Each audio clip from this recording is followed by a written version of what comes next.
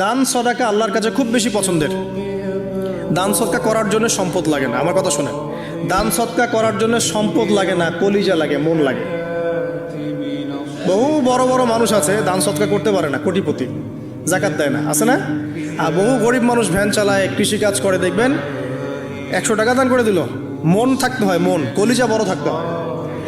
তো যাদের কলিজা বড়, মন বড়, তারা দান সদকা করতে পারবে ইনশাআল্লাহ। আর যার মন বড় সেখানেই তো আল্লাহ নূর আসবে। সংক্ষিপ্ত মনে কি, সংকীর্ণ মন আল্লাহ নূর কোত্থেকে আসবে?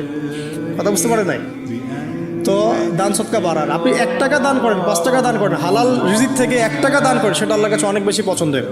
একটা হাদিসে নবী সাল্লাল্লাহু আলাইহি ওয়াসাল্লাম বলেছেন, হালাল উপার্জন থেকে আল্লাহর বান্দারা যখন একটা খেজুরও দান করে, আল্লাহ পাক সেই একটা খেজুরকে আস্তে আস্তে বড় করতে থাকেন, বড় করতে থাকেন, বড় করতে থাকেন। এটা এক পর্যায়ে পাহাড়ের সমান হয়ে যায়। এবং কিয়ামতের মাঠে মানুষ তার দান এবং সাদাকার যে ছায়া, এই ছায়ার নিচে অবস্থান করবে। আপনার বিপদ হয়েছে, দান সদকা করেন, বিপদ দূর হয়ে যাবে ইনশাআল্লাহ। জটিল কোনো রোগ হয়েছে, কোনো ডাক্তার ট্রিটমেন্ট করতে পারছে না, সদকা করেন, রোগ ভালো হয়ে যেতে পারে ইনশাআল্লাহ।